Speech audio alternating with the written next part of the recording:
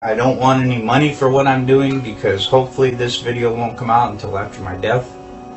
So I have nothing to gain, nothing to profit by telling you what I'm going to tell you. In 1968, my father was stationed at Cannon Air Force Base in New Mexico. We lived in Clovis, New Mexico. He was in the military police for over 20 years, and on his deathbed in 2002, we made a recording of what happened. Project Slam Dunk was the name of this. President Johnson in 1968, okay?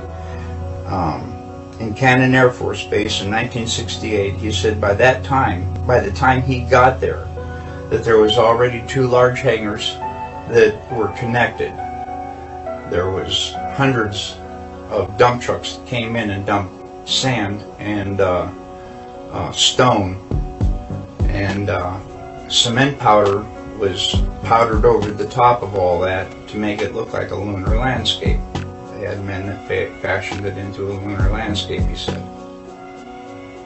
Okay, I've never known my dad to lie, so this all took me by surprise. You know, what's that all about? So anyway, he said that in front of the airplane hangars was pole framing with large canvas tents that was concealing the inside of the staging area.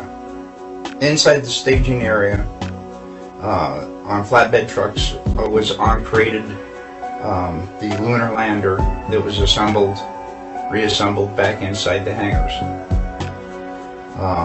All of the walls were painted flat black, and the ceilings as well. He was sworn to secrecy by the NSA, and they would put him in prison for breaking that oath. When Dad saw the moon landing on TV, he cried. He said he knew that what he had witnessed on TV was exactly what they recorded in that hangar. There was no reason for them to go flying around and everything. They had detailed high-definition photos of the landing area. There was no reason for them to go flying around to a different landing area that almost exhausted their fuel, except for drama, because everything had gone so smoothly. Nothing, you know, so it had to be something. Anyway, Dad was one of 3 guards that guarded the inside of the front entrance.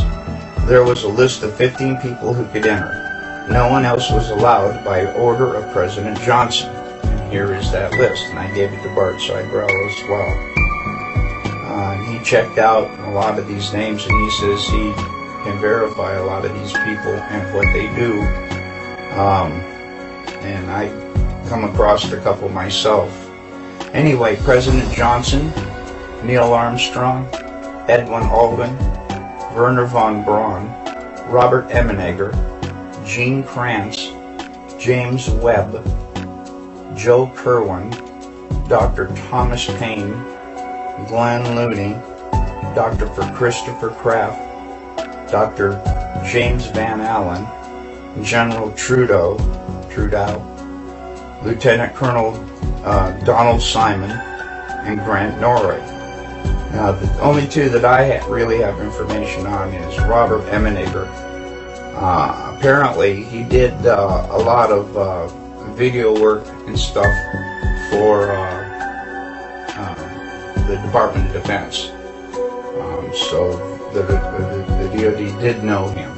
Okay, and the other one was Grant Norrie, Norray, I believe. Was to the best of my dad's knowledge, was a like some FBI, CIA, NSA, who knows, something like that. Okay, President Johnson only showed up for the first day of filming. Filming lasted for 3 days, and the entire project was restored to original. In other words, the hangars were all taken apart, the sand was all removed.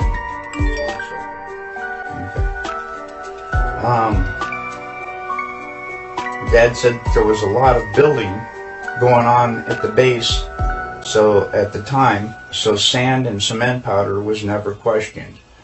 Um, I can see how they could smuggle that all in within everything else that's going on.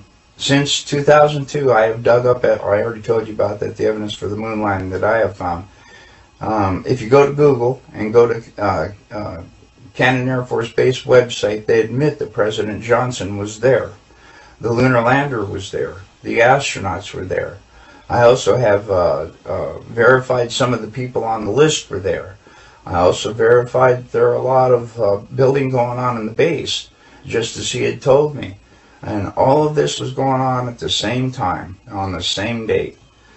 Dad told me all these things father to son. He also told me not to ever tell anyone what he had said, but he said on his deathbed that he had to tell somebody before he died because it was just too important not to tell. That's about all I can think of. My dad, he raised me by the book. I know he didn't lie to me.